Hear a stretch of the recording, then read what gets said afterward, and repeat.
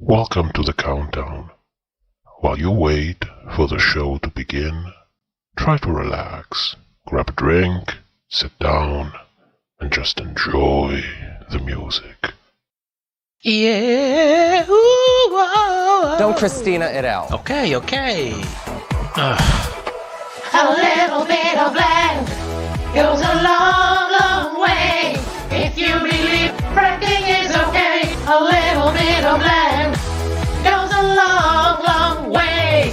Sign the lease, bring the rigs today. Everybody say money, money,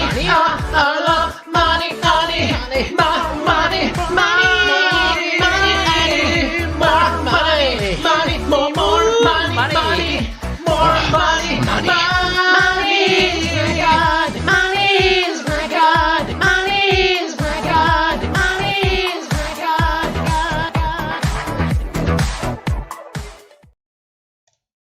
And we are live. Welcome, everyone. Welcome.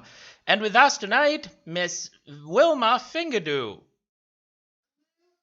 There she is. Can you hear her right? Let me know in the chat, because I'm always compulsive about these things. How are you doing, Wilma? Like shit, thank you. But it's really nice to have you here. I've been talking for ages about wanting to invite you, and then I bring you in for this stream exactly. So you can... Yes, at least you're here. We finally made it. That's something. Okay, so as usual, let's greet everybody in the chat. We have Johnny Boy Toy, Dark Magic, Hector Nora, C, Evelina, Fabio, Devon, Elizabeth, Paulino, Narose, Dura Ludon, Selini, Mario, Jasper Martin, Karomai, Nightmare, Mega Sailor Jupiter, not just Strong Sailor Jupiter, it's Mega Sailor Jupiter, Tupsu, Ryo, and everybody else that joined right now. Thank you so much for coming. So, let's move on with what we have for tonight, shall we?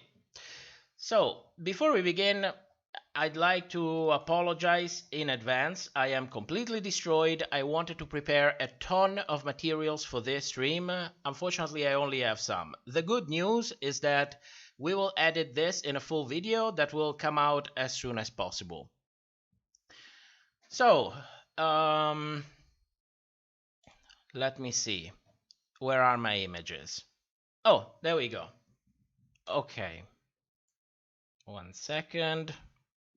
I have to organize all of this. Vilma, I don't know how you do it with, when having guests, having to organize all of these things. I'm getting crazy just by managing a couple of windows. Oh.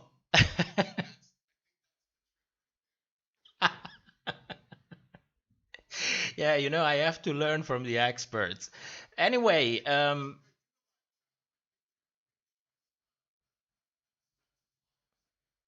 oh, no, in here I go fully unprepared, completely live. I say a ton of shit.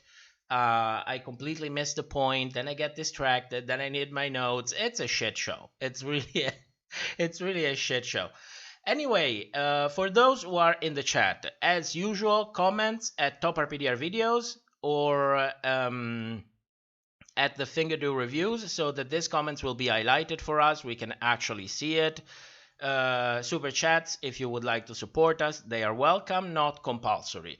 So, what the hell is going on? Last week, our Patreon page was suspended because apparently The Chop, which is our review show of Drag Race where we discuss the edit and producers manipulation, is piracy.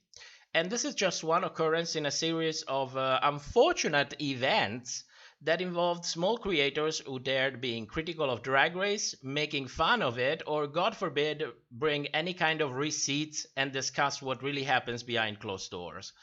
2 weeks ago, Jordan T received a copyright strike from World of Wonder because he made fun of RuPaul wearing sweatpants on stage. A month ago, Aki couldn't publish his video titled The Favoritism of the Winner's Circle. And I talked to both of them. Aki wanted to be here, but unfortunately couldn't join. However, he shared what happened to him with me. Now, with the exponential growth of the Drag Race franchise and its many spin-offs, instances like this of blatant abuse of the copyright system seem to be rapidly escalating as well, at the expense of us, all of us, small creators who, you know, are very critical of the show, very critical of the treatments that the Queen receives, and our criticism could really financially hurt a very well-oiled money-making machine. So in this video, I'm going to try to explain in detail what happened to all of us and try to understand what's going on. And Vilma is here to discuss all those issues with me. So, first of all, very quickly, let's bring everyone up to date. What the hell is fair use? I'm not going to go through all of the details here. There are a ton of videos who already do that. But for brevity, in a nutshell, fair use is an extension of freedom of speech. And it's a basic right that's granted in every developed country today. So on YouTube, it allows content creators to use images or snippets of videos for the purpose of commenting, criticizing, making a parody, without having actually to ask permission to a copyright holder. So if freedom of speech grants you the freedom to express your opinion and criticism, then fair use allows you to complement your argument with the images and videos that you are referring to, without necessarily having to ask permission to a copyright holder. And fair use is such a basic right that if it disappeared today, 95% of the content everywhere would disappear as well, especially here from YouTube. Now, unfortunately, most copyright holders seem to conveniently forget that this right exists and routinely abuse the copyright system through the use of copyright blocks and copyright strikes. What's the difference, you ask? Well, a copyright block blocks your videos from being viewed, either in some countries or the whole world, while a copyright strike will forcibly take down your video.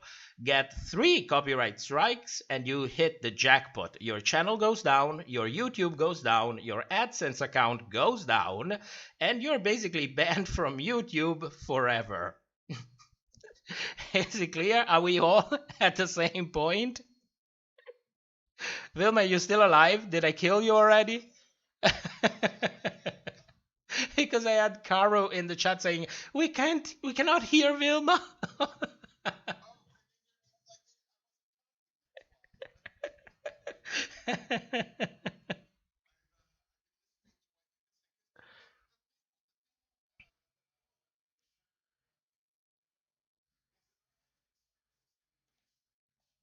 Yeah, you are one of the lucky ones.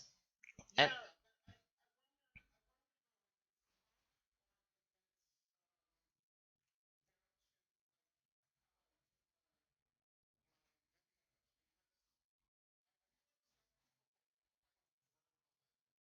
swear and they judge and they rile up their fan base, and I'm not one of those people.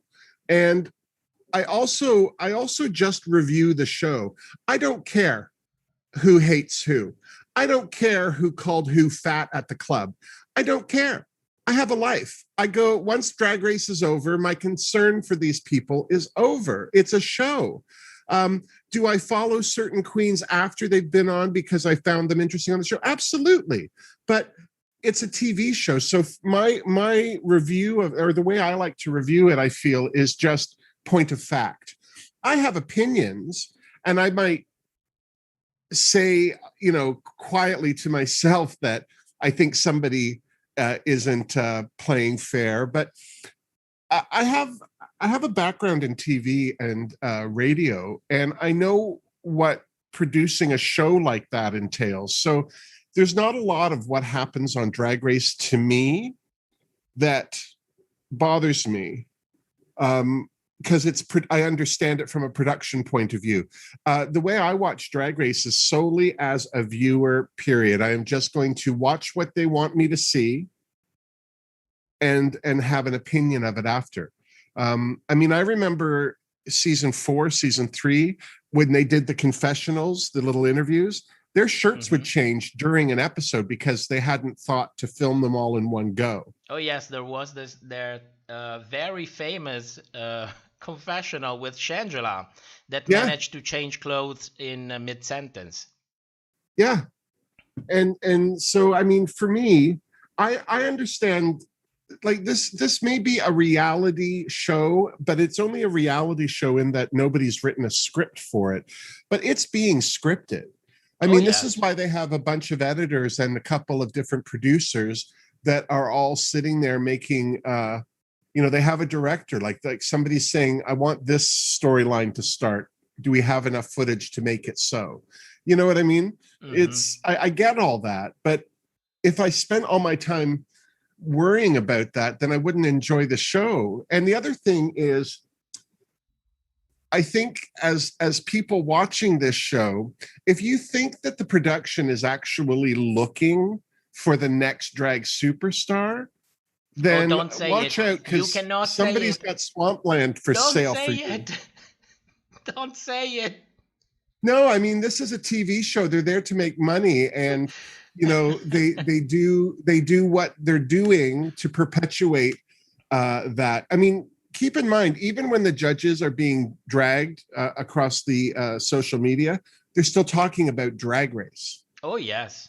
You know what I mean? Like they don't have a problem with all of that. But oh, hey Devon, I just wanted to say, hey, Devon is there on your chat, and Rex Trek, he wasn't first, but he got here. But yeah, so I think for me, I really, my approach to it is really just what you see is what you get. You know what I mean? Yeah, that I think it's something that it's going to really play out. Once I explain the things that happened, I think it's really going to play out into this. That and the fact that your show and also my show, The Chop, they don't have much traction. We don't have this huge viewerships. So for the longest time, at least for me, we have flown under the radar. So there's also this fact. If not hundreds of thousands of people watch you, it's difficult that they really come to you. But I also think that what you say, the way you do your reviews, it's a very inoffensive way of doing it. You're basically bringing them free publicity. Well, I don't feel like that's true. It's not free publicity. People are talking about it anyway. For me, it's a writing exercise as a comic. But it's also, I really enjoy the show, and I like the stuff that I've been able to do by building up an audience with the Drag Race shows. Like now we've got Holland starting in 2 weeks. Italy's coming. I live in Canada. Canada's Drag Race 2. They haven't even announced the season start, and I don't even know if they started filming. But that's coming. Like at some point, who cares? Do you know what I mean? They'll oversaturate the market, and people will be like, if I could go for a whole day without hearing about a drag queen, I'd be happy. You know what I mean? Oh, I know exactly what you mean. Well, for me is a little bit different, because seeing the whole thing from the social media perspective, you see that you have these people who are under this draconian contract. They get treated like shit on the show. They get treated like shit outside of the show. Nobody says anything because you have to maintain the illusion of reality. And then you end up with queens like Jeremy or Tyra Sanchez or even Silky, that get completely fucked up in real life and social media because of this. So for me, it's a little bit different. At some point, I started seeing, okay, how can I continue to celebrate and perpetuate all of this without actually saying nothing about all of these things that happens? Yeah. Find a middle way in which I can reasonably enjoy the show, but also bring to everybody's attention that there are some issues that we could fix. I mean, at this point, Drag Race has the money to fix all of those issues. So why not talk about them? So, I have a different approach to it. So Yeah, I have to say that's what I like about your channel, is because you really do watch the show differently than I do. And I'm not saying that I'm ignoring it or turning a blind eye to it. I'm literally an audience. Like when I watch TV, I just accept it. My only crime, I think, in watching anything is if I don't believe it. When something's done so badly that I'm like, okay, I'm not paying attention. But even on a bad day, there's something about Drag Race I do enjoy watching. And some of the people that we've been able to meet, and I don't mean contestants on the show, but like people like Florence DeLee, who does a lot of design work for some of the queens coming out of New York. Like we've really been introduced to a lot of great artists. Well, I forgot what I wanted to say. That's great. Oh, I'm sorry. I need more liquid energy. No, sorry. You were speaking, and I was elaborating a thought in my mind. Then I looked at my energy drinks, and I completely lost my train of thoughts. Sorry. Meanwhile, we have a super chat from Rex Trex, who sent you $5, Vilma, saying, "Shut it." We love Wilma. Shit, why do I keep saying Vilma? I'm so sorry. I'm butchering your name. I love it. It reminds me of that song on the Flintstones. Yeah, yeah, yeah, Vilma. Yes. I love my Vilma. No, you call me Vilma. You go ahead. There's worse things I could be called. And says, I totally agree. It's just a show. When it's over, it's over. Sure, I have a few favorite, but it's just a show. Now that I got back to my train of thoughts, the problem is that for a lot of people, for the vast majority of people, this is not a show. And when you tell them, don't do this shit, don't start making out fake stuff to bring people down, don't start harassing people, for God's sake, don't start sending death threats to people, because telling them does not work. So if telling them not to do this stuff does not work, then the next logical step for me is showing you that you have been fed a ton of bullshit. So if you keep doing this shit, you're going to look like a complete idiot. Yeah. Because you completely fell for it. So this is why we started creating this show. And it's a different approach who has a different goal. It's not that one it's necessarily better than the other. It's everything helps to discuss different aspects of this big universe that is Drag Race. Mm-hmm. So let's go on to how all of these situations developed. So for us, the moment we started doing this channel here on YouTube, we actually started 5 years ago. We always received one specific kind of copyright claim. And especially when it comes from Drag Race, we always receive one specific kind of copyright claim from the copyright holders of RuPaul's Drag Race. And it was always from Viacom, the company that licensed the Drag Race rights in the US, the owner of Logo TV, of VH1, and of Paramount Plus. And it was always a copyright block in the US and its territories. And for many years, that has been a constant on this channel. You publish a video, copyright block. Blocked in the US by Viacom. Another video, copyright block. Another video, copyright block. Copyright block. Copyright block. Always blocked in the US, always by Viacom. Sometimes those claims turned into copyright strikes, and we are one of the few channels who successfully went through the legal process of reverting almost all of those copyright strikes. So, in all of these years, personally, I never had the pleasure to deal directly or indirectly with World of Wonder. However, things were about to change, because after season 11 and All Stars 4, like I told you before, we started to get frustrated with the editing, the producers' manipulations, including the typecasting of villains, especially villains of color. And how all of these things inevitably would lead to target harassment, death threats, and the inability for some of those queens to actually find work after being on Drag Race. So in December of 2019, we published a couple of videos to start, getting an idea if people would be receptive to talking about those kind of things. And after they were received pretty well. We dedicated all of our time to actually developing the shop, and that's what we've been doing for almost the past 2 years.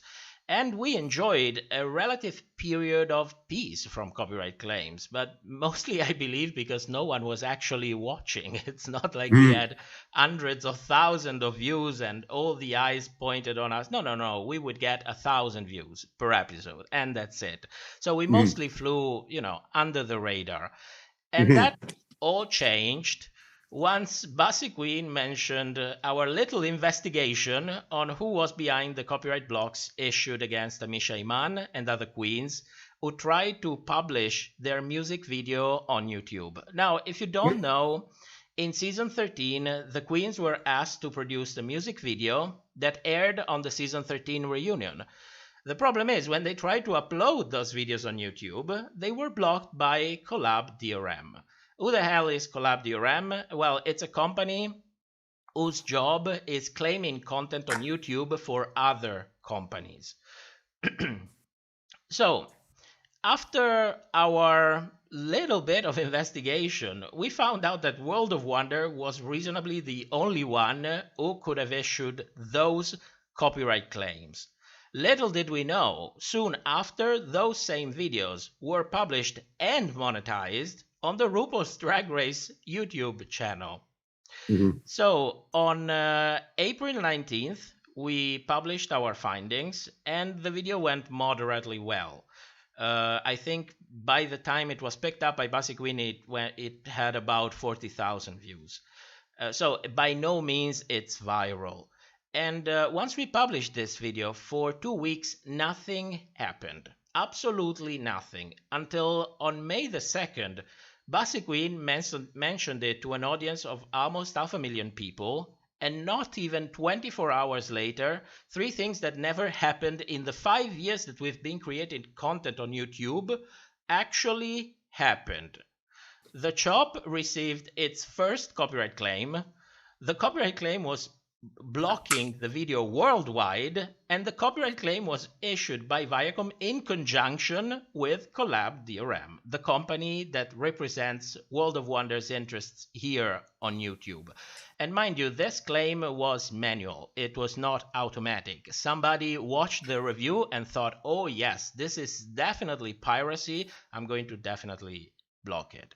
So, what I want people to realize is that they didn't block the video that was mentioned by Bussy Queen, because there were no images from Drag Race in there, and probably if it did disappear so suddenly, it would have actually blown the issues out of proportions. But no, they claimed one of our latest reviews, as if to say, listen, we saw what you did, we're watching, don't forget that, so keep quiet. So of course I kept quiet. I mean, no, I didn't. So I immediately prepared a video that came out the same day, and I discussed the whole situation, what just happened to us, and the fear that they would continue doing that for the nature of our show, which is a very critical show, a brutally honest critical show. So the video was picked up and reposted by Aki, who is another content creator here on YouTube, who had similar issues with them in the past. Curiously, 2 weeks later, Aki himself experienced some curious problems when he tried to publish this video titled The Favoritism of the Winner's Circle. But, I'm sure it's just a coincidence.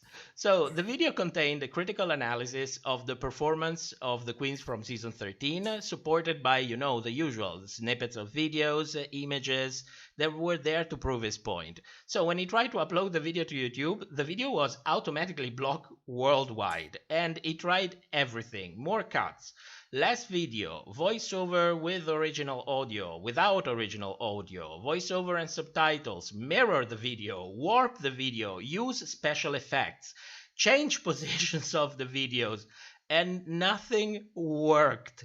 So the moment he tried to post anything that contained any kind of pieces of videos, he would receive a copyright block. So eventually he became so frustrated that he gave up on directly showing what he was criticizing and only resorted to use images. And the video finally went up on May 24th. So it looks as if his channel was flagged in a way that no matter the amount of video material that he used, if a video was present in there, an automatic worldwide block would be immediately issued. And they would get it too, because they've already kind of caught them doing it once. So all they have to do is contact YouTube and go, they're at it again, and they'll block it without even really looking at it. Yes, independently on the length, independently if you're doing fair use or not. It really looks like they put a flag in there and nothing goes anymore. And believe me, we know that, because I think we have one of those flags as well, because no matter how good or quality of a content that we put out, our audience is always capped.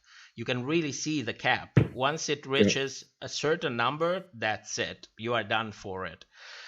So a couple of months later, a creator called Jordan T received a copyright strike from World of Wonder.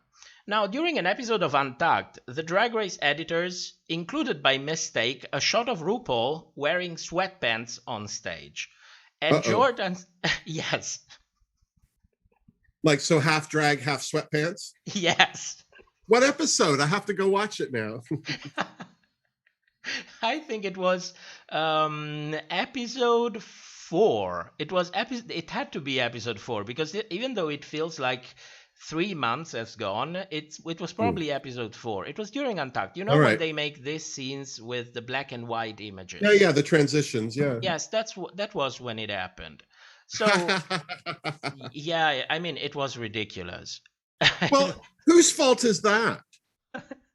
Well, you know what I mean? If they can start saying that to YouTube channels, then when are they going to be able to start saying that to the news? You know, I think somebody what I mean? Definitely got fired for that. Yeah, somebody. But at the same time, though, it's like, all right, this footage went out. I understand people don't want people to see it, and they'll make any attempt to stop it from being seen happen. But at the same time, it's out there. It's too late. You going, oh no, how do we stop this, is too late. Yes, the thing that puzzles me the most, but then I'm going to explain you why this instance is different, is that RuPaul herself went on a show with Joan Rivers joking about the fact that she wears sweatpants when she films Drag Race. So I'm like, where is the issue? But the thing, I think it's a little bit more deep than what it actually looks. And I know it's going to sound like a conspiracy theory, but it's just a theory. Please give me the benefit of the doubt. So what Jordan did was making a parody of this snippet of video where RuPaul was wearing sweatpants. So it took that clip and he patched it with a small queen from Utica Queen, from the challenge where she was actually roasting RuPaul.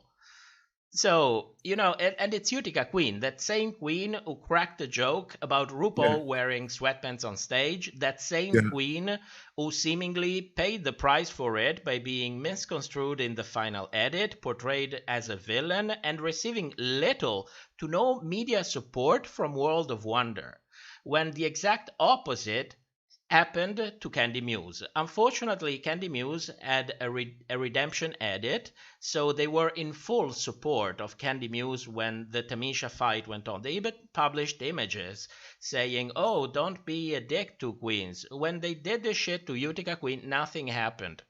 Nothing happened. She bombed a challenge. She was misconstrued as somebody who was insulting heavier people or older people. It was a shit show. It was a shit show. So what Jordan did was just opposing these two clips together in like, I think it was like a 30-second video. And they received a copyright strike from World of Wonder. This was not something that happened automatically. Somebody at World of Wonder sent an email to the copyright team at YouTube and asked them to bring the video down. This was terrible. This is when I thought, okay, we need to start seriously talking about what's happening in here. So, of course, I contacted Jordan T, offering our experience in reverting copyright strikes. He thanked me, but he declined. And he told me that it feels like World of Wonder has been letting him produce drag-related content only because it's good promotion for the show and it doesn't want to piss them off. And it feels like trying to reverse the copyright strike would only make things worse, which in a way I understand. I understand being scared. We are all scared when it comes to the possibility of being dragged to court for something that though you have the right to do it, the mere idea of that happening to you, of course, it scares the shit out of everyone. But if you keep being silent, these things will continue happening. That's the whole point. So, a week later, talking about timing, Patreon told us to contact their support team because our page was in violation of their terms of service. And last week they finally responded and they told us that our Patreon page was suspended for alleged copyright infringement related to our reviews.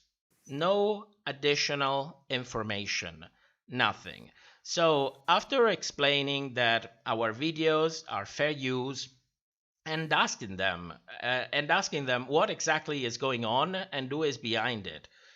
After that, our page seemed to magically go back up.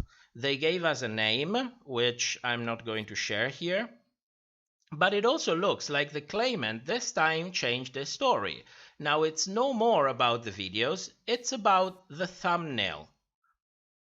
So from his point of view, the thumbnails are the one who are infringing copyright. So at this point, where's the video? Here, these are the images that they are claiming now.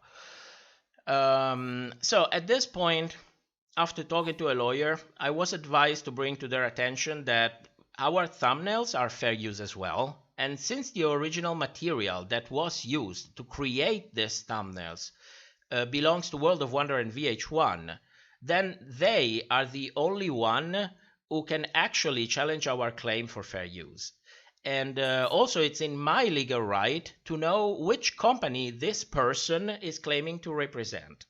Or if Patreon took any steps to actually verify the identity of this person. Because, it's easy to get in your head and thinking, oh shit, now they are coming for our Patreon, which I believe it's happening. But there's also another possibility that somebody is so stupid that just because they don't like us, they can think they can go on Patreon, impersonate World of Wonder or Viacom CBS in order to try to hurt us financially. It's a possibility. I don't believe it's happening, but it's still a reasonable possibility.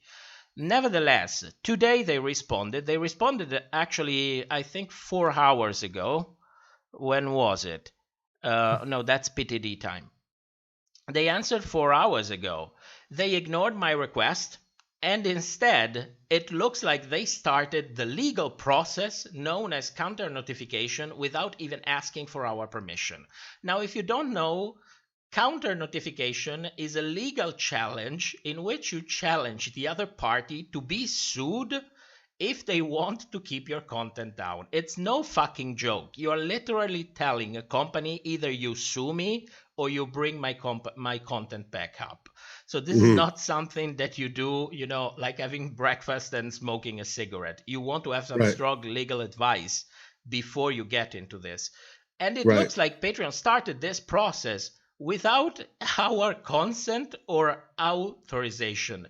And that is not only downright illegal, it's outrageous. So at this point, I don't understand what the fuck is going on. If Patreon is run by monkeys, who is behind these claims that are coming to us, and I have no idea what the hell is going to happen.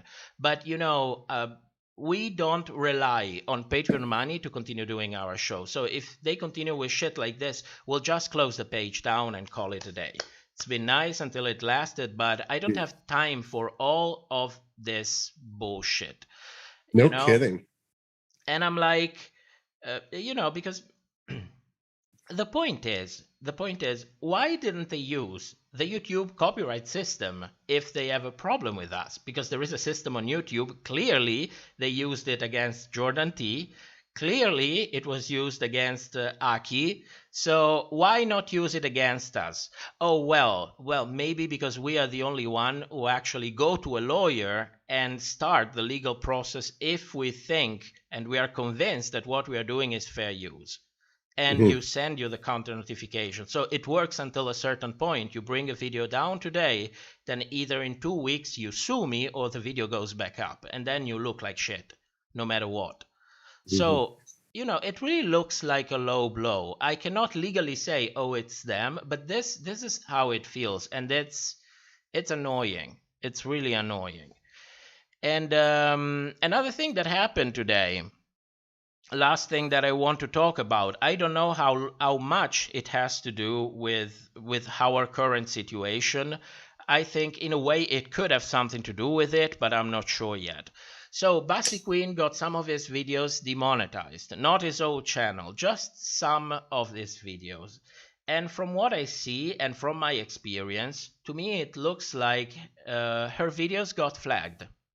Either because somebody doesn't like her, or because really those companies are back at it again. But I don't think so, because Bassy is simply too big for this kind of bullshit. If they start claiming her videos, she can bring them to court in a moment and expose them so much that they will lose literally tens of millions of dollars in a matter of a day. So it looks to me like this is either some trolling attempt from people flagging her videos, and once they get flagged, YouTube is all automatic. It looks like they don't really have time to follow personally each and every claim. So they take away monetization. And what she says, it's true, because we experienced it as well. The moment they take out monetizations, your views go down the drain. It's just as simple as that. There is no going behind it. So I don't know what's going on with her, but what I can tell you something. A lot of people on Reddit don't like this person on YouTube, and I could reasonably see most of them doing this kind of bullshit, because if you hurt somebody financially, then guess what? They will not be able to continue doing their job. So I don't know. It's all a fucked up situation. It's all a fucked up situation. I've only ever had 2 problems with YouTube. One, I talk about Jorge on my channel all the time. Jorge, drink me. Yeah. And so the guy that plays Jorge for me is just one of my best friends, international gay porn star Ryan Russell. And so I've interviewed Ryan a couple of times as Wilma on my channel, not about specifically anything, just, getting to know Jorge type things. But I linked on one of them his website, which is called Ryan Time TV. And it's kind of like a catch-all for everything he does. So there's links to his content online. There's products that he sells. Like it never struck me that this was a porn site. Oh. But yeah, no, it just never struck me as that, because that's not how I see it. You know what I mean? Like he's not selling anything. It's just really a landing page almost. And so I got demonetized for and I asked them and they answered, which made me think, oh, like content, something about illicit content. And I realized the only thing that it was this link. So I took it off and told them that I'd taken it off, and I was remonetized. You were you are the first person that I hear that got remonetized. Yeah, I didn't. I just sent them an email back saying, "Oh, I totally understand why and what, and it, my bad, and I've taken it down." And then the next thing I did was I was trying to produce my videos faster, and somebody said, "Why don't you use video and clip out the pieces you need, as opposed to doing screen grabs?" And I did. So I had these little snippets of live footage, like video footage, I don't think any of them were on a loop though. This was a while ago. Like this was a few years ago, easily almost 4, maybe even 5. And yeah, and that video got flagged for a copy. It was like I got demonetized, and it was because of copyright. And I realized what the problem was. So I took the video down right away, and then did a thumbnail for it and replaced the video with screen grabs and reposted it with, I think, the exact same name. Yeah, the problem, listen, the problem here on YouTube is that they have to somehow find a balance, because when you go into copyright law, you realize that I could even show a whole app based on copyright law, of course. I could show the whole episode on screen if I am criticizing and commenting on it constantly, such as that my final product becomes my review, the things that I say, and it's just incidental that I have a whole episode of Drag Race in there, because the scope of a video is completely different. That's the extent of fair use. So YouTube is trying to find a compromise. It's like they tell you, okay, listen, you can use videos, we will not flag you, but you have to really limit the amount of video that you use. Use 10 seconds, use 15 seconds, because if you use more, our algorithm immediately will flag automatically the video. And then you have to go through all that process that you get a copyright claim, and then you answer the copyright claim, then you appeal, then you get a copyright strike, then you send a counter notification, and 3 months later, God's willing, your video is back up. So they found this kind of compromise, which in a way, we are talking about big numbers. There are millions, like literally hundreds of millions of creators on YouTube. So I do understand that some balance have to be found. The problem is that then they allow these people to come, because all of our claims, for example, they are manual claims. It's people that come from Viacom that used to come to our channel, pick every video and manually claim, okay, this infringes copyright. This infringes copyright. So the moment you do something that for some reason they don't like, or maybe they don't like you specifically, or maybe, and this is something else that I was thinking, they might perceive it as oh God, I don't get the word. How do you say when two as competition, unfair competition, you know, because maybe your review does better than their review, and so they will start flagging it for some reason. Right. It's, you know, it's not what's happening to us, but as in a hypothesis, I can see it happen. There are a million reasons why these companies decide that, no, I will not acknowledge the fact that this is blatantly fair use and block your videos. And you know, this is unacceptable, but because we are all fans of the show, even we are really critical of the editing, of the producing, of all the bullshit that goes around the queens, the fact that everybody conveniently shuts up because you need to maintain this illusion of reality when there is almost nothing. Like you said before, it's unscripted, which is different from being real. So, you know, it's frustrating that they do things like this. Yeah. And really, I actually had two I don't even know what it's called, but you know, when it denies you monetization or limited monetization, or but my monetization wasn't approved, and this was on 2 different videos. I don't know what they were for. It didn't happen real close together either, but it was in the last 6 months. But I just challenged both of them, and within like less than 12 hours, like less than 6 hours, they were monetized. I hate you. I don't know why. Yeah, I don't know why that's so. Like, I'm not sure that. I think I'll bet you that a lot of it has to do with the lack of strikes I've had, for sure. Well, I've had one warning, and that's it. I don't know. When we receive, well, first of all, we don't necessarily depend on monetization to do the show. We started without anybody on Patreon. The channel was not monetized. So for me, it's mostly like I like the idea that we are earning something, that if I need to pay a consultation, the channel is paid for itself. If I need a new screen, the channel is paying for itself. It's not like we needed to pay rent. So it upsets me until a certain point.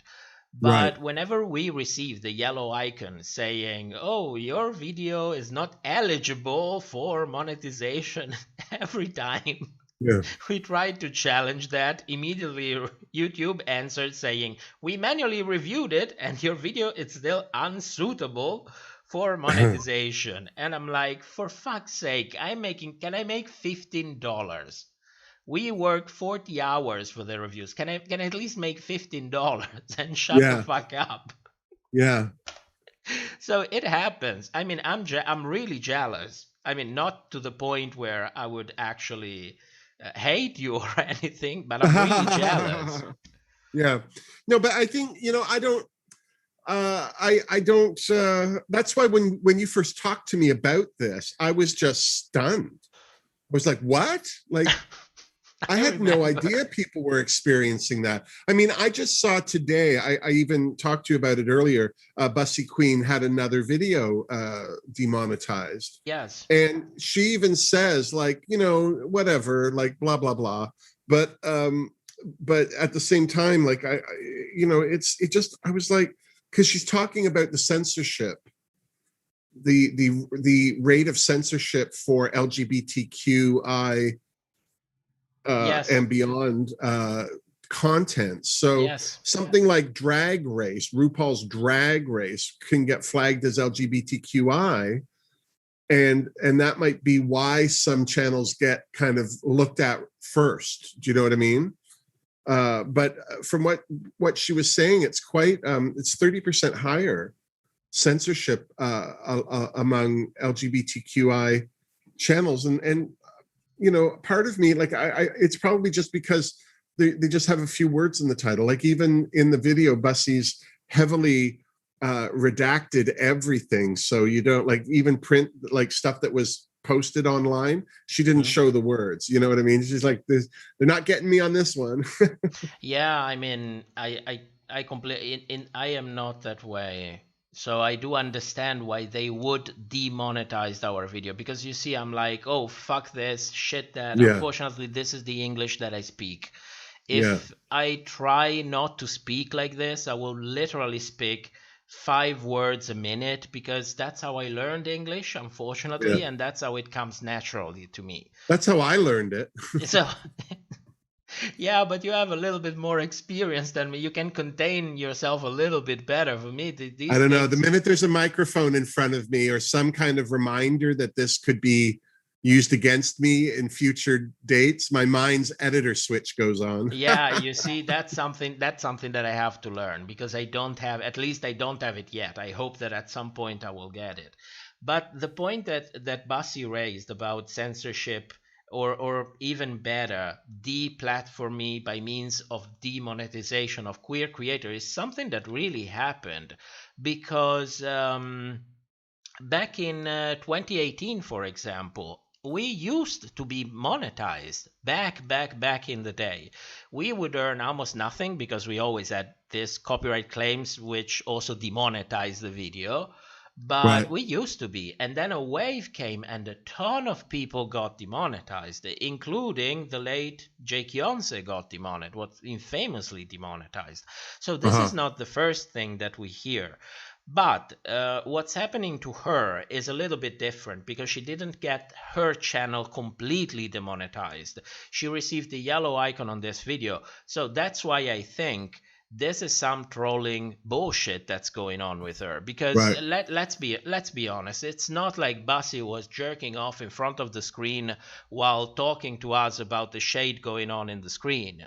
You know, they flagged the video for sexual content. So the only way most reviews of RuPaul's Drag Race don't include those things. So I'm like, I mean, that's probably one of the reasons I don't watch them. No, I'm kidding. I know sometimes I have to tell you, sometimes I don't know why, but out of the gate, Wilma didn't swear. I don't know why, because I swear like a trucker. If you see me do stand up, the air above my head goes blue. But for some reason or another, Wilma doesn't swear, and this is why things like Sweet Marie and the Ships at Sea and Sweet Beats and all of that stuff comes from is just this. I don't want to swear, and the reason for that is because the viewership of RuPaul's Drag Race is very young. Yeah, you know, the bulk of it is children still living at home. The next group is gay men in their 30s, and then the rest fit in around them. But the thing we have to remember is that a lot of these people that are bullying and having something to say, they're not even from the LGBTQI family. Yes. You know what I mean? They have no idea how to talk to another person, never mind a grown-up. They're not being raised in the era of conversation, etiquette, any of that. I mean, the children are being raised by whatever channel is on available to them with the parent control. You know, it's sad. This is why we have people arguing from, I think, I don't agree with you, die. You know, it goes from I don't agree with you to die in the worst way possible. Yeah, it really feels like those kind of conversation that probably older people like us were having when we were like 9 or 10. Because I've told people to die once or twice myself, but it's a joy to listen to.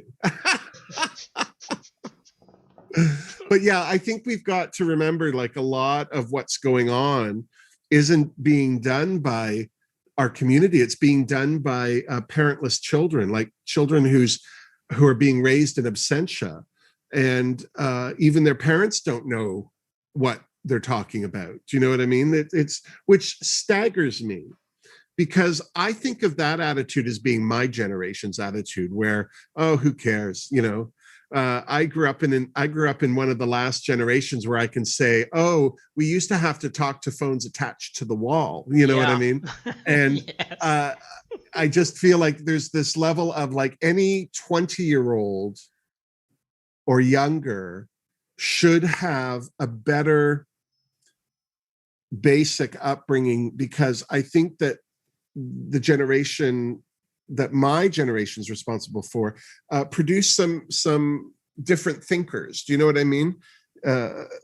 And I feel like the problem that we have right now on the internet is that you're not allowed to, if you don't think the same way as somebody, you're not only wrong, but on a criminal level. Yeah, it's basically a reasoning that goes by opposite. Either you stand on one side of the fence, or you stand on the other. And you have these two extremes, and there is nothing in between, which in a way I understand, because, you know, building the road that connects these two opposite and finding your own middle way, this is something that, first of all, you learn inside the family while growing up.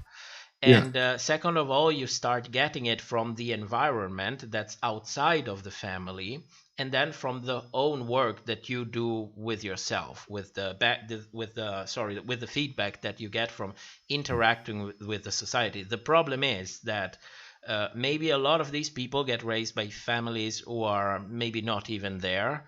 The feedback that they get from social media, because today the only media that they get is social media. They don't read, maybe they watch a little bit of television, which, let's be honest, it's not that much quality, and that's it. And then they have their peers, and they whore 24/7 on their phone, where basically everything that they do online is heavily influenced by the algorithms that these companies have to have them to keep engaging more and more and more.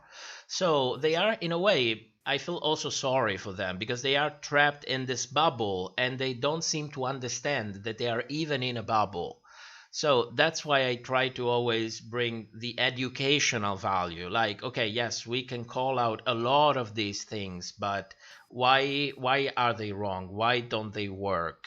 How can Yeah. we make it work a little bit better? Because literally, we are most of the time we are talking to an audience who is never given the instruments to do this kind of step forward. They have always been there, and every time they approached any kind of media on the internet, they've been exploited over and over and over for clicks, views, engagement, because it's money. Nobody gives a shit about anyone. It's Yeah. all about money. That's the point. So I completely understand the fact that these things do happen. The point is, when you have people in power who could really make a difference if they spoke out, why don't they speak out? Why doesn't World of Wonder have rule like come out and say in a 30-second message, before the beginning of the show, please, this is heavily edited. If you use this to get an idea of who these people are, you are an imbecile. Things like that. It will It really doesn't take... say that at the end of the credits. No. Oh, I thought for sure it said something. Contents of the show have been edited for time, and I thought there was something like that in there. There may have been one at one point, and now they don't There may have have been it. one at one point, but it would be different if the star of the show comes out and tries to, tell people, don't use this as a basis to get an opinion. This is for you Yeah. to fill your hopes on the sofa, live your life, and when it's Yeah. over, it's over. Yeah. And that's it. Because, but they don't do it, because if you break the illusion of reality, all Yeah. of these younger viewers will be like, why am I watching this when I could watch a TV series, for example, with higher Yeah. production value, better actors? The moment they start Yeah. associating the queens to actors, it's like, Yeah. oh shit. Yeah. No, I have to say, I am disappointed that not just RuPaul's Drag Race, but all of these reality shows, I mean, they all follow a formula for a reason, and that's to A, make sure people watch, and B, to keep it interesting. Yes, you need to keep the engagement. Yeah, and I understand that, but I do feel badly that they're not like there's obvious issues sometimes, like judgment calls, like somebody winning and everyone's like, the audience is like, what? And that kind of thing. It's like, I wish that their calls made more sense. Now, the other problem we have is we see these people backstage and the judges really don't. Like, they only see them on the catwalk and in their challenges. And so they're making calls completely at face value. It has nothing to do with them as a person. And people forget that as well. One of the problems that I have, that's why we call them the critiques, because you always have to somehow apply an algorithm to understand what the hell is going on. What the hell do they mean by that? I understand what you're saying, but I don't think that it's because they don't see enough of them. I think that at some point, probably the moment they switched from Logo to VH1, they realized that they were sitting on literally hundreds of millions of dollars, because Drag Race is $1 billion franchise, and not a lot of people know that. And they realize that they're sitting on all of these potential money. And at that point, what you want to do is try to replicate it as fast as possible. Do the show as fast as possible. Franchise that's why we had to suffer through Drag U. That's why we also had to suffer through secret celebrity drag. Oh, but we only had to do that for 3 weeks. I gave up on the second episode. Well, I reviewed it, and the only thing that I thought was interesting is that one of the guys that got a makeover is the lead in Coming to America 2. Mm-hmm. And he was good. He was good in he didn't win, like he wasn't good enough to win, but I liked his attitude. And I have to say, when I saw that he was in Coming to America, I was like, oh, I don't hate that person. Do you know what I mean? Mm-hmm. So on one level, that show was good for me. It introduced me to somebody I'd never seen before. But then, again, I'm audience. I literally, whenever I review Drag Race, I first watch it. I just watch it, and I get mad. I get happy. Yeah, me too. You know, Me and too. then I go back in I always, and because sometimes I have people, uh, it happens pretty often. They tell me, why don't you do like, I would be curious to know what you think when you watch an episode of Drag Race, like doing a reaction video, not like a yeah, reaction video like the ones that you see on YouTube, with this crazy thumbnail, like a genuine reaction video. What are you yeah, thinking while you're watching this? And I always say no, because that's the moment in which I'm filling my hopes. I am ignoring everything. I'm just yeah, enjoying the show. So you really hear me saying, "Oh, you are such a bitch. Oh, you're a piece of shit. Or you're incompetent." It's a shit show because they are mostly used to, this jokingly kind of calm person that brings everyone to the rational point of view, and they never really know the person that stays behind the screens when is feeling his oats for that 1 hour. mhm, So, but going back to the judging thing and how everything seems to not really patch up together with the critiques, what I wanted to say is that I think that when they realized the potential of this business, they started like mass producing it. Because one thing is the old Drag Race, when you really have your field producers in there taking notes, all the assistants taking notes, and they let everything happen naturally, and then yeah, use all of these tiny pieces to say, okay, which kind of story do we want to tell with all of these pieces? How can we assemble them together to tell a story during the season for each queen that it's compelling, that's work, that's entertaining, that's engaging, and it feels very natural. But it's also a very time consuming thing to do. It's much easier if you start with like, okay, we need a villain, so we're doing a casting. Perfect psychological evaluation. Let's see which yeah, person doesn't take criticism well. Let's see which person is not very reasonable. Let's see which yeah, person is not very rational and more emotional. So you typecast your villain, then you typecast your hero, then you typecast your obligatory number of queens of color, because let's not forget it's Viacom CBS, so they have all of these politics of representation, which it's good in one way and it's bad in another, so anyone can make their own mind on this. So you program all of your season. You see all of their outfits before, so okay, queen number 3 needs to go out on episode 4. Okay, then the runway for episode 4 will be this one, because we know that that dress is trash. And the challenge will be an acting challenge, because we can edit everything so much to make it look like shit. So the fact that they have to produce a product in a very short amount of time that maintains a constant quality, a constant stream of things that people are used to, makes it much easier if you just program everything before. You cast all of these people, you see what they wear, you know what they do, and they're like, okay, you go home first, you go home second, you go home third. Everything already falls into place, and it takes a couple of months to do all the editing instead of the usual 7-8 months. yeah. And there's a problem. We as an audience lost the whole quality of the show, the spirit of the show, what really makes it real, what makes us connect. And these queens, when they are on television, sometimes I look at them and I think, my God, it looks like you are imprisoned, like you are scared, you're walking on eggshells, you're scared of saying anything. I mean, there was season 2 almost 12 years ago with Raven calling people shit. And now you watch Drag Race and it's all about, oh my God, we are such sisters, we're such sisters. And I'm like, Yeah. yes, I do understand. I do understand that doing Drag Race must be a traumatic experience. And when people are traumatized, they tend to bond much more than when they are, in the wild. So I Of get course. it that they bonded together.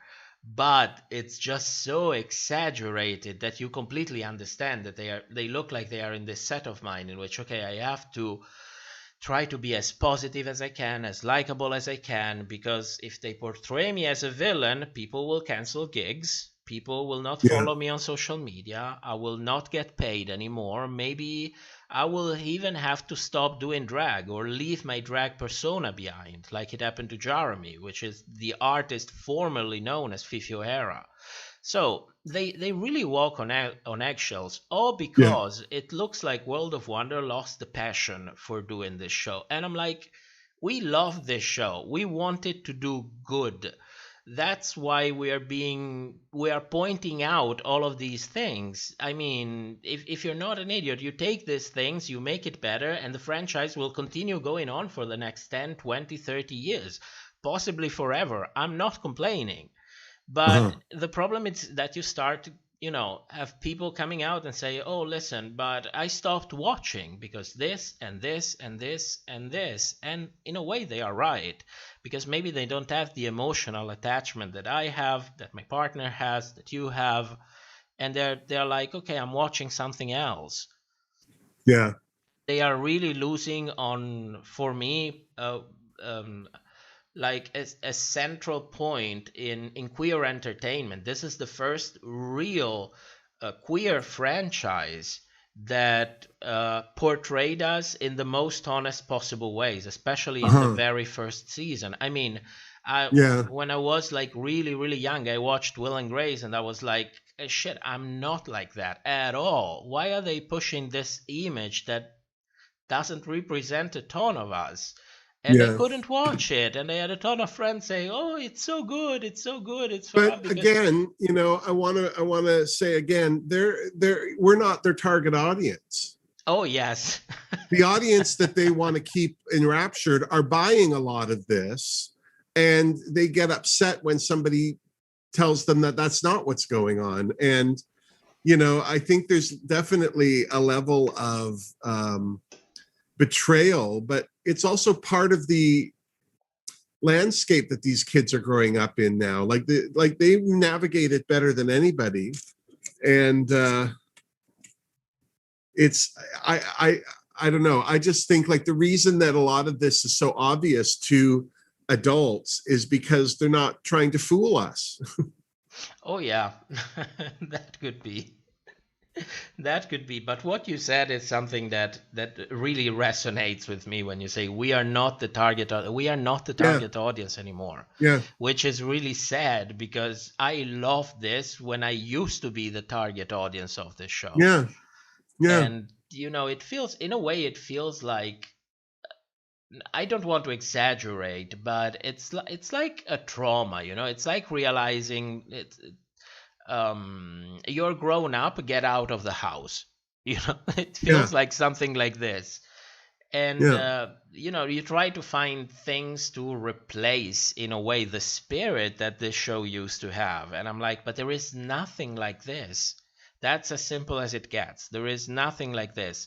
And this show has an incredible legacy, and I wished they would really stop considering it 100% as a business, and maybe 95% as a business, and 5% as a service to the queer community, because they are profiting from the queer community. So since you are profiting out of them, This is the thing, though. We're letting them profit from us, because everything's a choice where you spend your money, how, it's no one's holding a gun up to anyone's head and stealing it in the night.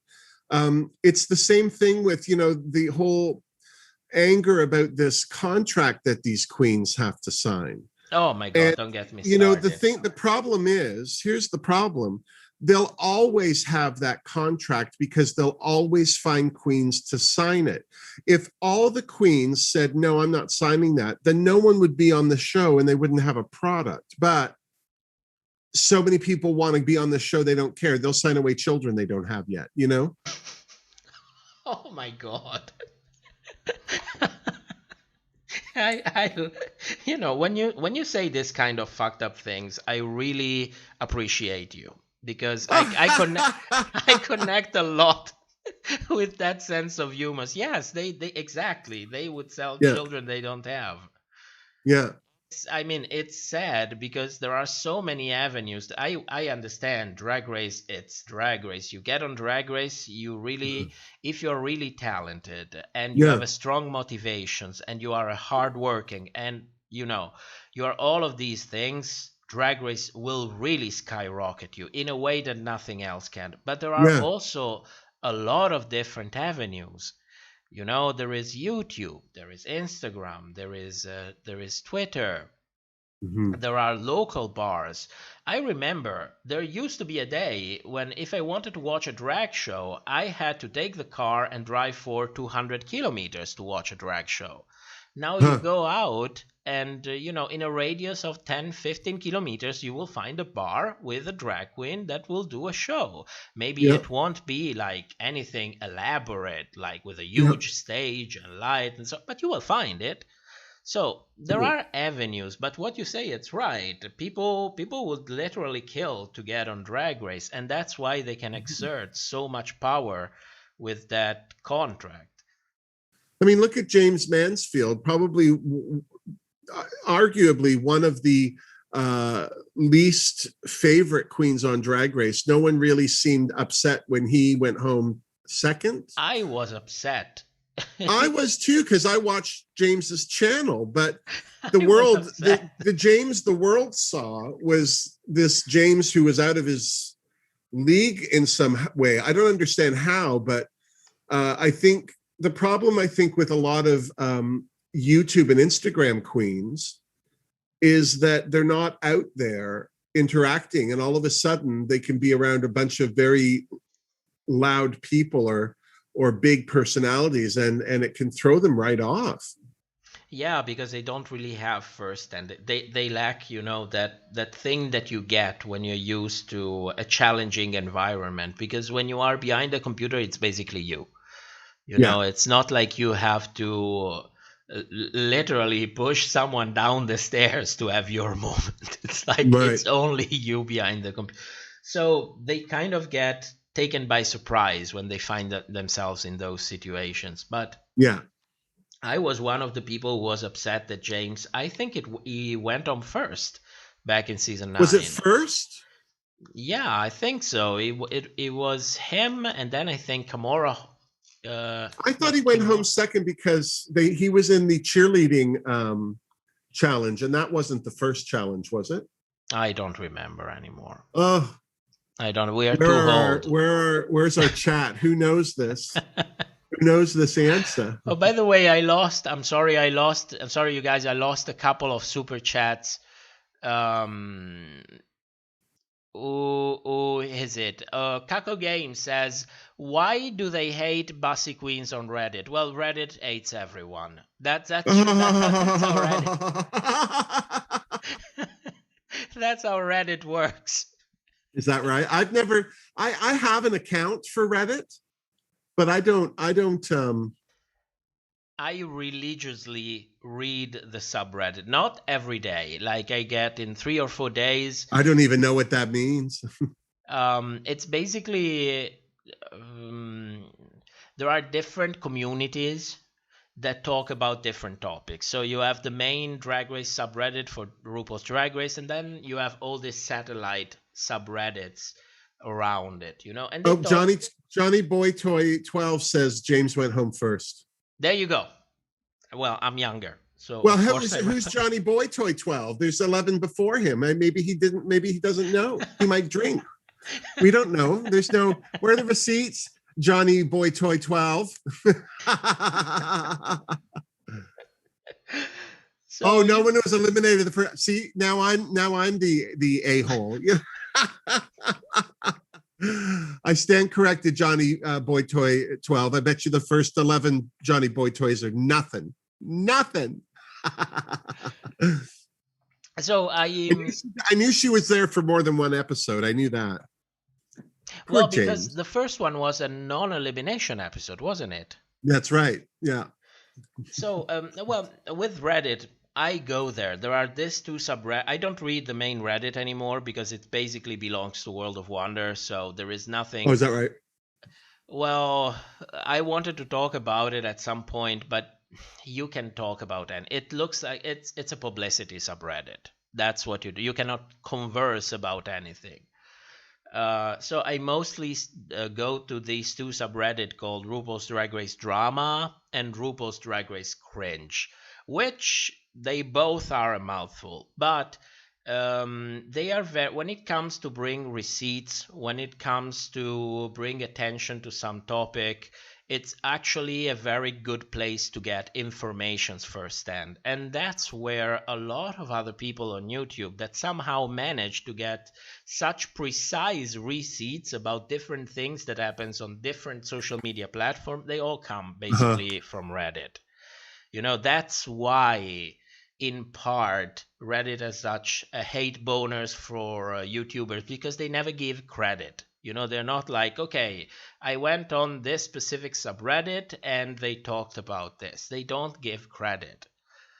So that's that. And then Reddit in general, people tend to become an echo chamber real quick. So the moment one thing happens that doesn't really work for some or most of them, or some that are very vocal, they really clump. It becomes really an echo chamber, and they create this hive mind that in a way it's difficult to break up. So when you look at it from the outside, you're like, oh my god, Reddit hates everyone. It's different when you look at it from the inside.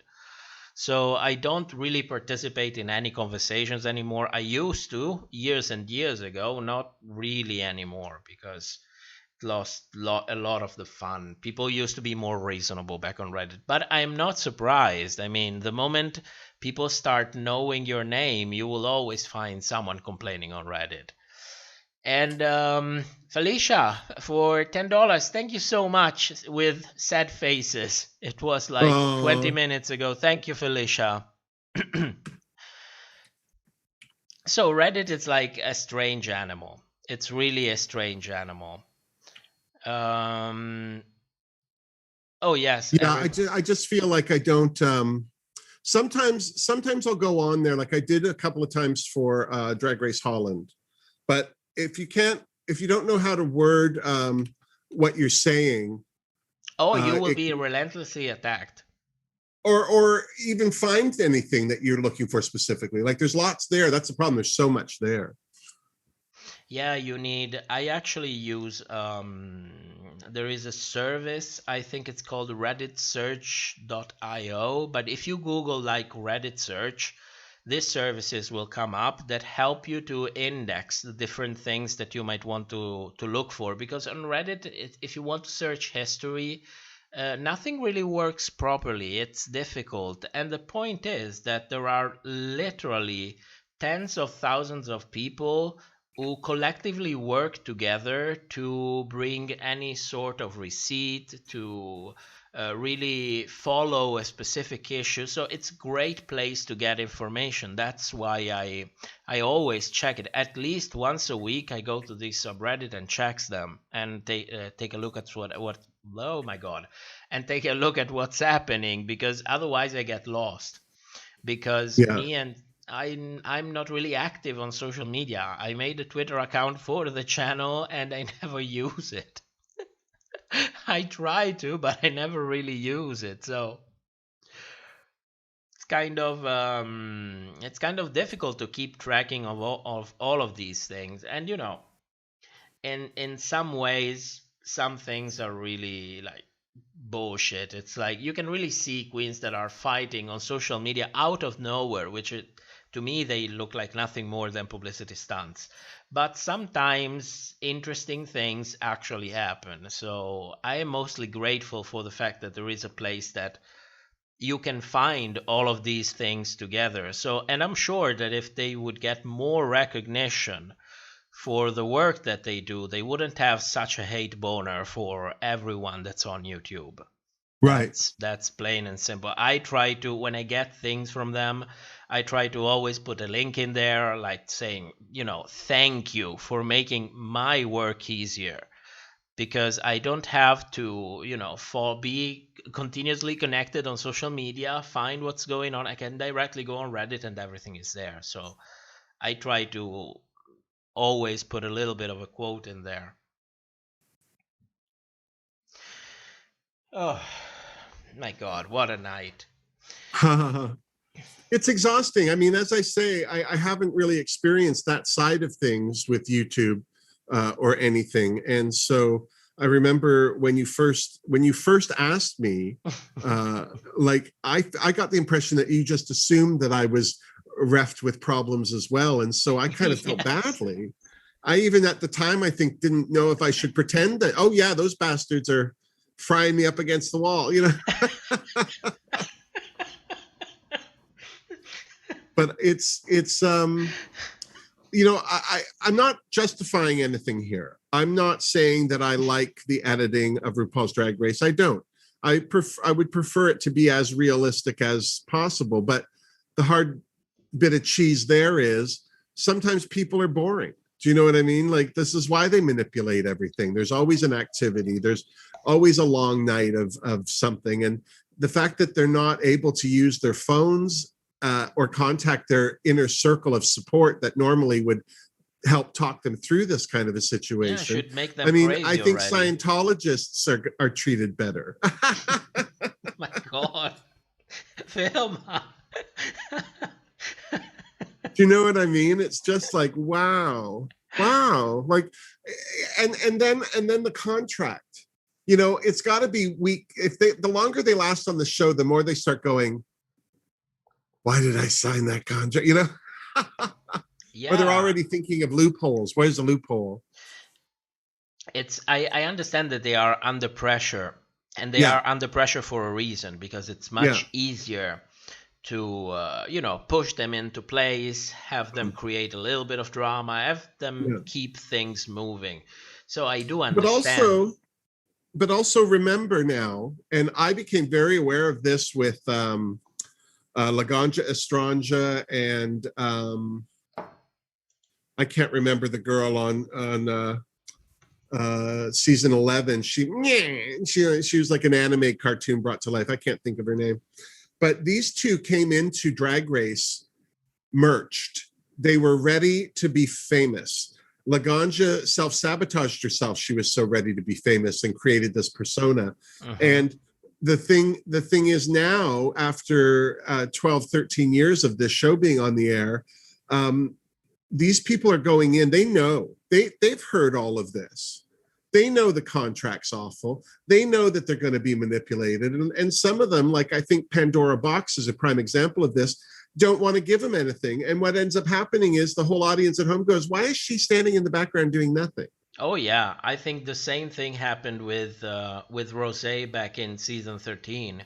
She was just so prepared and so professional that came off as basically bland. They gave her the bland edit because she was that much in control of everything that was going on. So in a way it's a gamble, because either you do absolutely nothing and try to never be triggered by anything, remain professional, and you come off as bland. Or you put out your personality, and then whatever happens, happens. You just have to pray to the gay gods that they will like you enough to portray you in a positive way. Because if they don't, it will literally take you years to recover from this. And that, I think, it's one of the things that it's unacceptable, because it would take so little from them to educate the tiniest bit the audience, like the tiniest bit. It doesn't have to be an educational show, but can we have like a 3% of educational value inside it? Especially, when they use this queen as if they are disposable. That's the point. They have so many of them, so many want to be. But they are disposable. Yeah, I didn't want to say it. You said it. But they're making that choice. Like, no one's got a gun up against their head saying, are you going to sign the contract or not? Yeah. The problem is there's no one else offering a contract. It's a one pony show. And if you want to break out of that pony, and there are queens that have been able to do that. I think that Bianca Del Rio and Ginger Minge are definitely two of them. Ben de la Creme, I think, wrote her ticket out by writing her name on the lipstick because there's a level of we don't really want to associate with her. So I don't think Ben's going to be held to much accounting for coming back to Drag Race and meeting all of her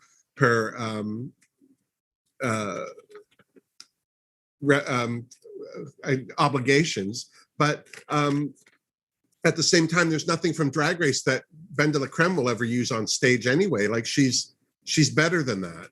And so I think there are queens that like go in there desperate and they get used for sure. And then I think there are queens that go in there and look at it as another gig and they're kind of like looking around. Willem's another one. Uh-huh.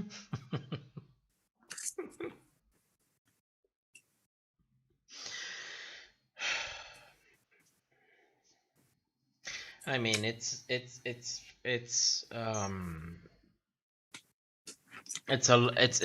so many things all together. Mm-hmm.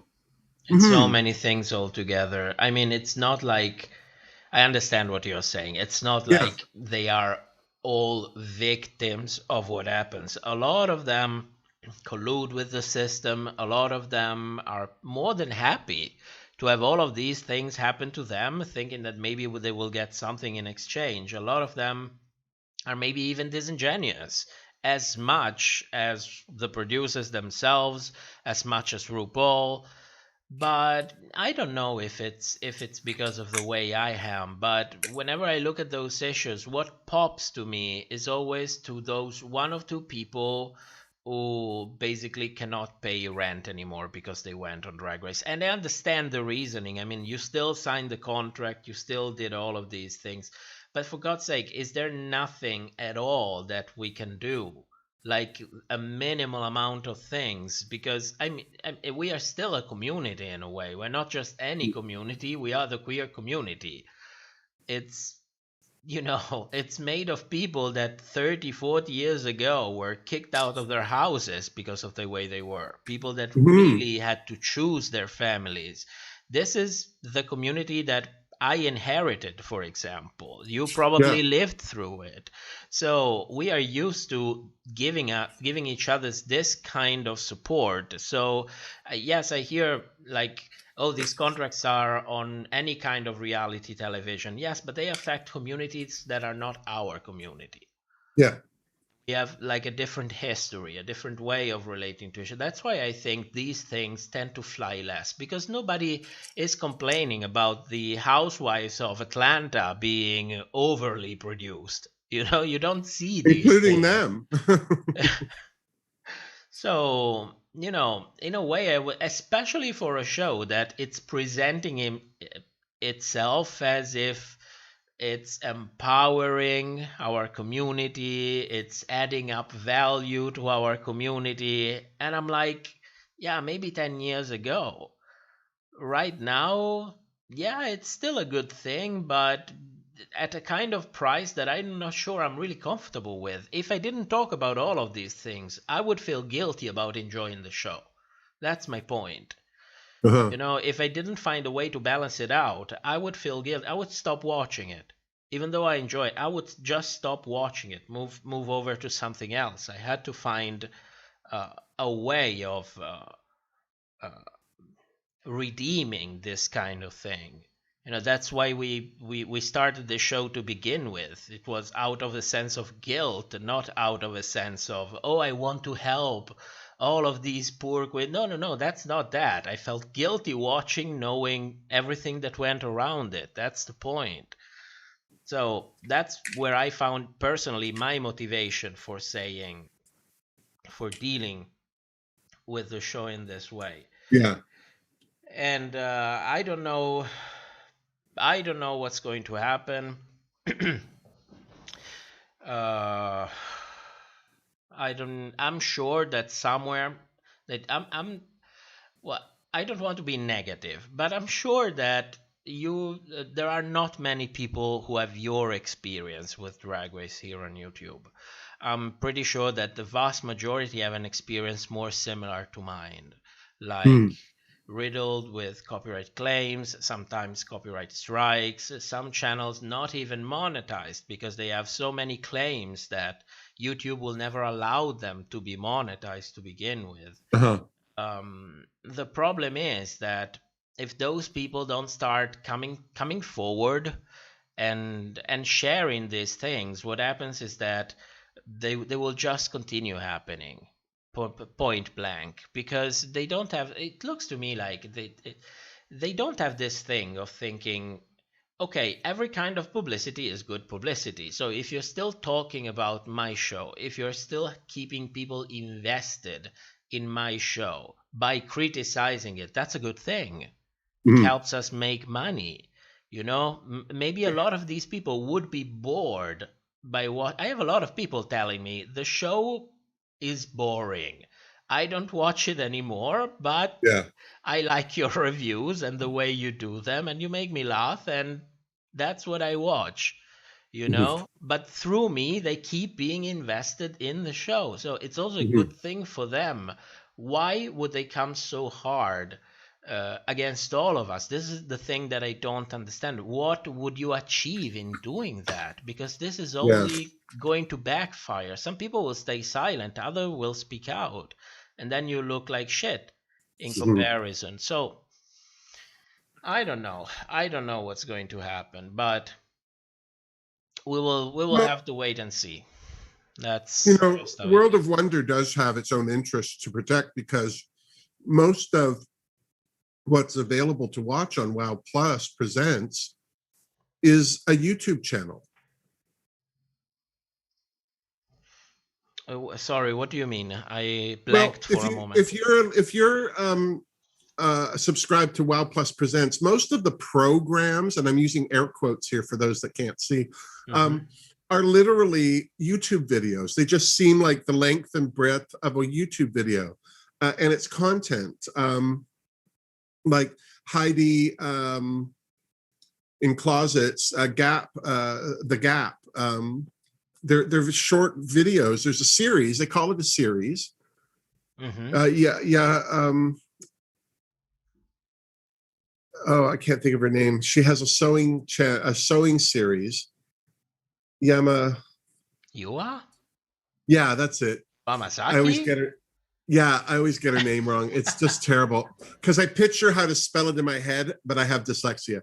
So, so she has a sewing series on WoW Plus Presents, but they're really like anybody else would have put them on YouTube. Do you know what I mean? So I think that there's definitely a level of kind of cornering their own market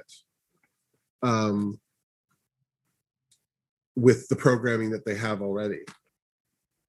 Yeah, they have this thing. Well, the gig that they have with WoW Plus is a very lucrative one, because basically they have the rights for RuPaul's Drag Race worldwide, and then they probably license them regionally to other states. Like, for example, when they did Drag Race Spain, if you watched from Spain, you couldn't watch it on WoW Plus, for example. You had to go to the network who licensed the right from World of Wonder.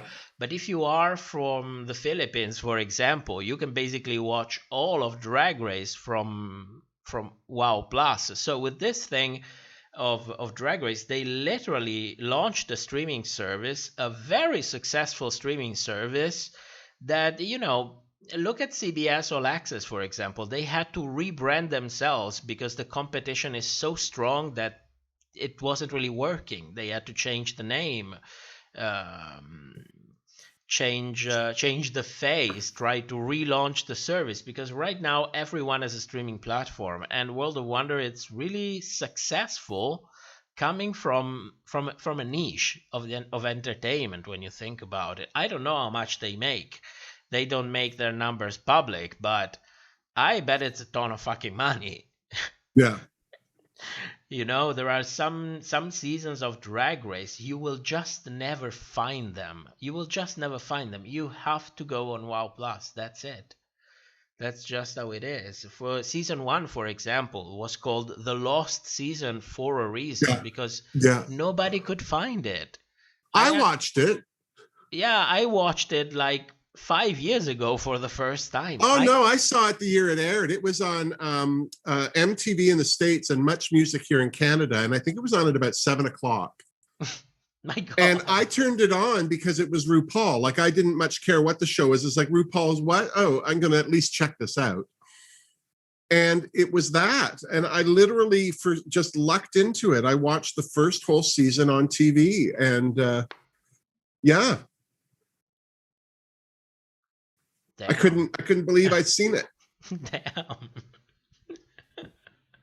And now, like, the things that I feel badly about is that a lot of people are coming into Drag Race as teenagers, but they're coming in like season 9, season 8, Yeah. and they go back and watch the other stuff at some point for sure, but they kind of grab on where they grab on and come forward with it.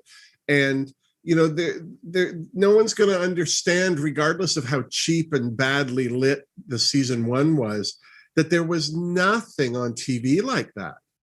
Oh, yeah. Like, they could have lit those drag queens on fire and had you phone in money to put them out, and I still would have watched it. Do you know what I mean? It was just like, what am I watching? What's happening? Yeah, it was one of the very few queer show that we had, and one of the most truthful that we had. Yeah. And then they went the to VH1, and now it's not a gay show anymore. You know what I mean? Oh, thank you for saying it. You don't know how many times I said that. It's like they put this outrageous gay references in there, but it looks like it's just a facade that they put in there, because in reality it's really not. Like, this thing like, oh yeah, I'll take the anal option, or bring poppers, which is, it's stuff. I understand the joke, I totally get it, but it doesn't really, all of this feels more like exposition for other people than really a show that it's made by us for us.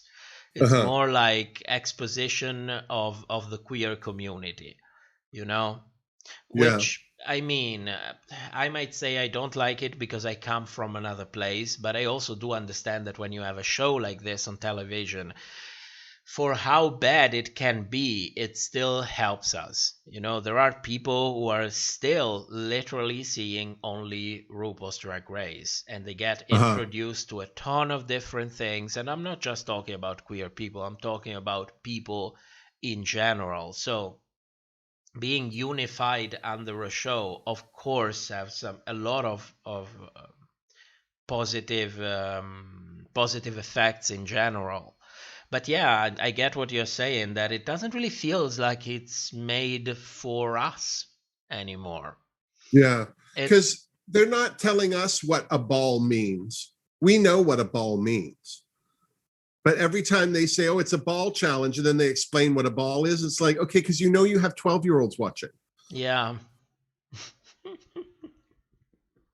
Yeah, it feels like they are ready to explain everything. That they want to give you the freedom to jump in at any moment and feel like you didn't miss anything. Yeah. That's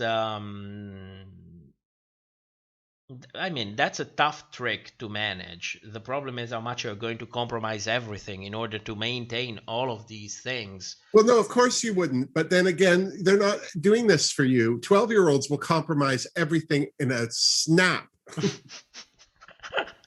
This is the problem. You keep thinking about this show at your age being for your age, and it's really not. And sometimes I think that's the biggest problem that we have in our watching habits for RuPaul's Drag Race is logic is not playing into this. No, not at all. It makes you a disservice. You don't have to think. Yeah, it's almost like we're going into it with our expectations far too high. Lower your expectations, people. You'll live a happier life. Accept less.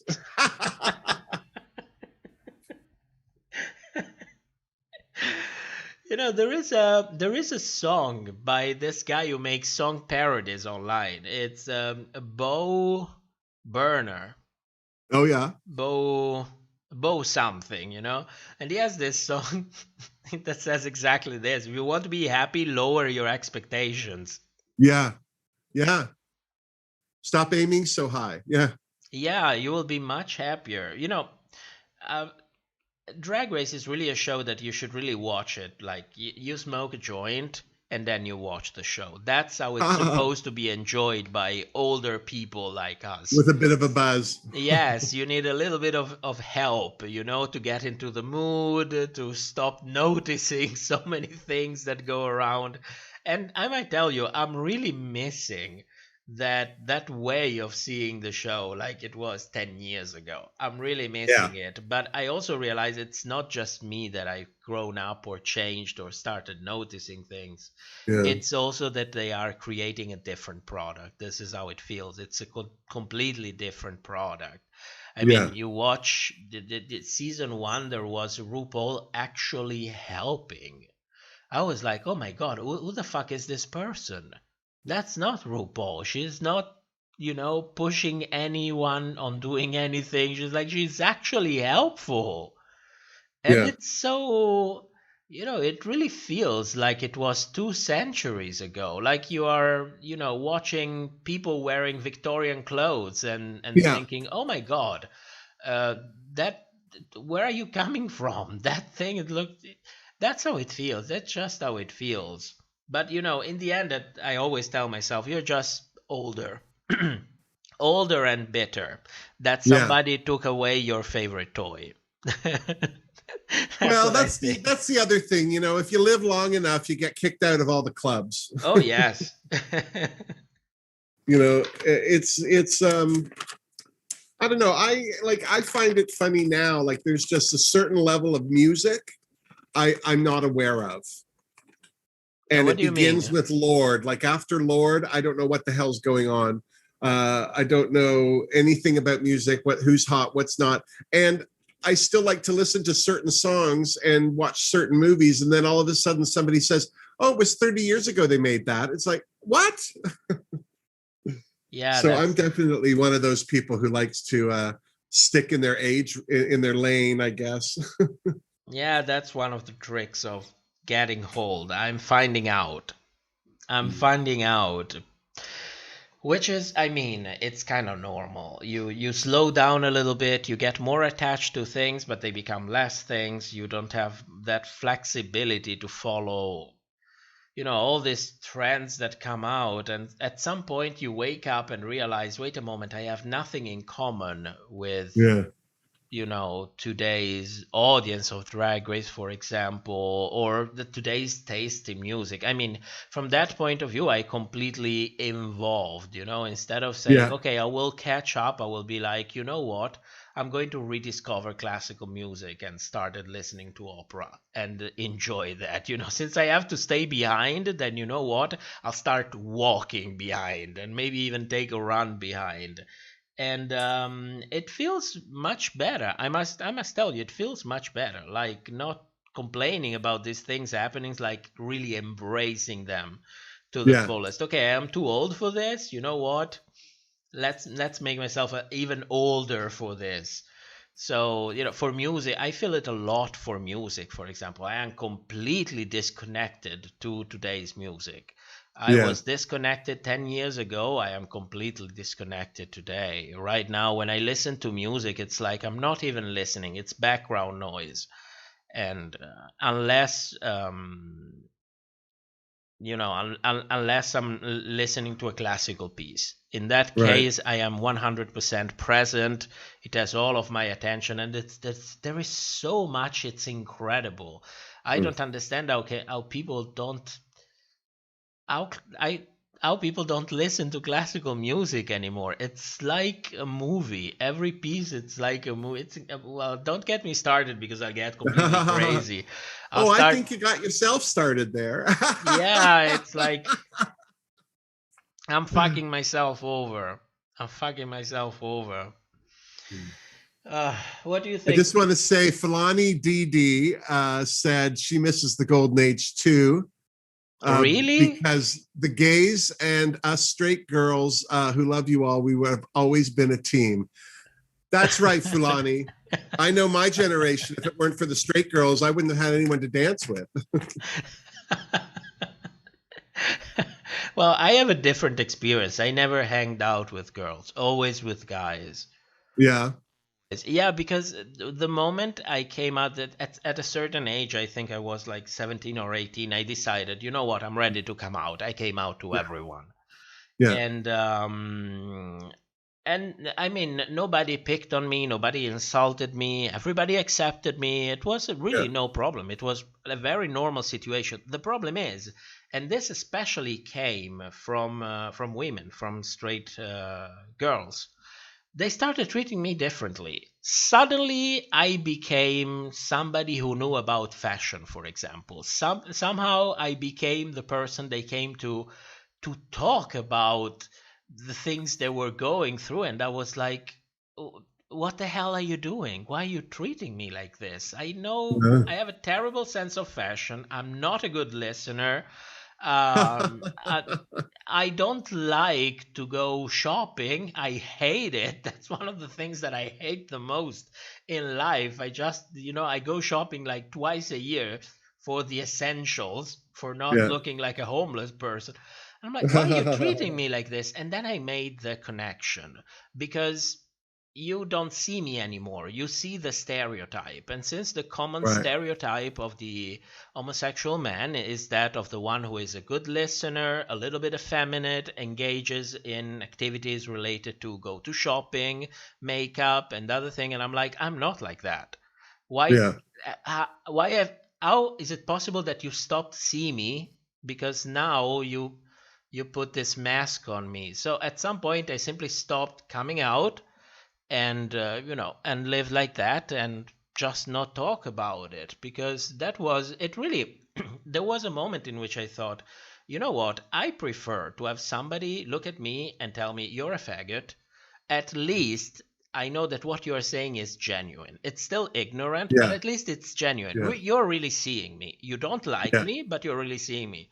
Yeah. When they put this mask on you, it feels like you are invisible. So I had a very paradoxical experience when it came to these things. So at some point I simply stopped, and I didn't have many straight friends who were girls at all. I mostly hang out with guys, more direct, more to the point. Not They would see me. That's the point. They would just see me. So I don't know why there was such a difference between the way the way men perceived us versus the way women perceived us. I don't understand it, but I felt it for sure. Mhm. Yeah, I've never gotten along well with boys. They were always mean, like just mean in general, not to me specifically, just in general. I always was like, and I found that the girls seem to play nicer with each other. And yeah, so I wasn't big on sports, so like I didn't really interact with boys a lot, but I wasn't against it. I just, there was certainly a type of boy I avoided for safety's sake. But yeah, I don't know. It was I also never came out. I was always out. Like they would call me faggot or whatever, and I'd be like, and like. Mind you, I was born 6'4", so that helped. Fuck, you're a giant. Yeah, I'm a beast. Damn. Well, I never had that kind of bullying problems, really. I think maybe because I didn't come out that early. Right now, you hear Right. stories of people who come out when they're like 10, 11. And I'm like, oh my God, how could you even know at that age? This is crazy. It's a completely different environment. It's different. When you are 18, you're like, okay, you know what? I don't feel good in this environment. I can go wherever I want. It gives you a different sense of security in a way. Uh-huh. But no, I really had a different experience. I don't know if it's different. It's just different. Yeah, but you also lived in a different part of the world. Oh yeah, maybe that Like helps a the little North bit. American acceptance for individuality is so narrow. Like it's, I don't know, all of that freedom, and then they just made it worse. Well, don't get me started. I don't want to disrespect anyone that's from the US No, I because don't. You know, I don't it's a have a big. problem with Americans. It's the history. You know, I like look at the history Canada's unearthing right now. It's terrible. Like, you know, there's no government whose hands are clean. There's no one country better than the others. Like there are all sorts of things people don't talk about. Yeah, but this thing that I see from the US, and maybe, Yeah. maybe it's because the vast majority of the people I interact with on the internet are from the US.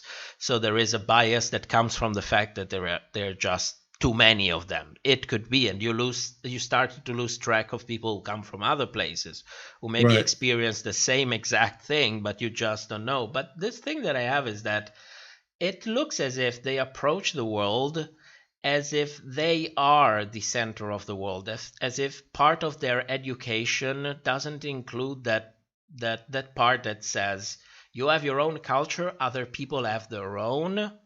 So when you approach them, you always have to consider and anticipate that they will have a point of view different from yours, coming from a different place with a different Mhm. perspective. So, and sometimes they seem to forget this thing a lot. And I remember this instance when in season 13, I think it was Simone, she was playing, and I don't remember the name. She was playing it. She was a figure in the civil rights movements in the U.S. I don't Oh remember the yes. name. Yeah. Yeah, it'll come to me. And people were like, how can you not know who she is? And I'm Harriet like, Tubman. yes, Oh, Harriet. oh And God. and I was like, well, I come from a different continent. I got taught my own history. Why should I know yours? Yeah. How can you Yeah. assume immediately that I know what's special about you that Yeah. everybody should know it? And I don't know if many other state have this, but I see it a lot from the US. And it's not that it's because of the people themselves. I think it has a lot to do with the educational system that they have. Oh yeah. It's not like, oh, it's just, oh, they are shit. No, no, no, no. But when you grow up with an educational system that points you in one direction, oh, we are the best country in the world. We are the most free country in the world. And sometimes I'm like, yes, you are free to do whatever the law allows you to do. But don't Like, forget, they're also a very large country that's not connected to anybody of yes, importance. yes, They're that's, not in Europe where they're 5 minutes away from 12 other countries. yeah. So they're very up their own rear ends. They really don't give a crap about anyone else. And they do think they're the best because they're bordered by Canada and Mexico.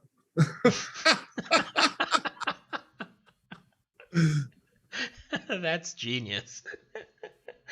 That's just genius. But I see it. I see it a lot, and I'm like, well, that's I don't know.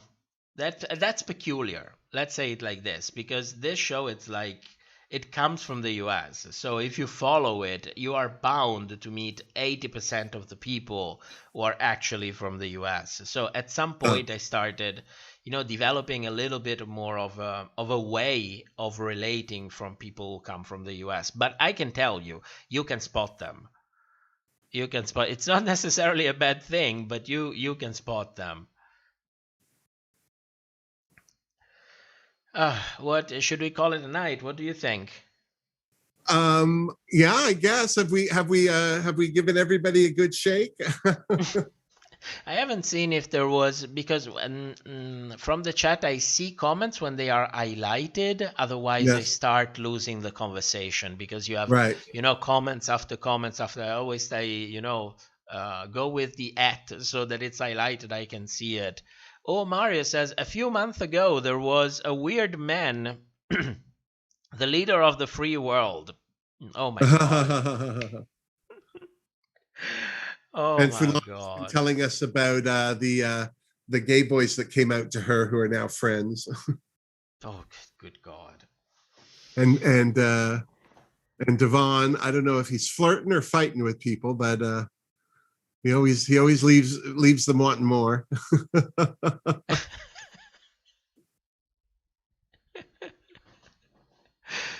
We are not hating on Americans. We don't hate anyone. No, we don't no. have the mental when you say hate something, I live too close to hate America. Yeah, but when you say you hate something, you have to understand hate is a strong commitment. Like, it's not like it's something that you do in your spare time. I mean, hate involves the fact that you are emotionally invested, that you invest your time in it. And I'm like, who the fuck has time to do that? Yeah. I mean, that's I don't care enough to hate most things. Yes, that's exactly the point. Maybe that's the problem with the interwebs, is like I'm very laissez-faire or flazé-da about it all.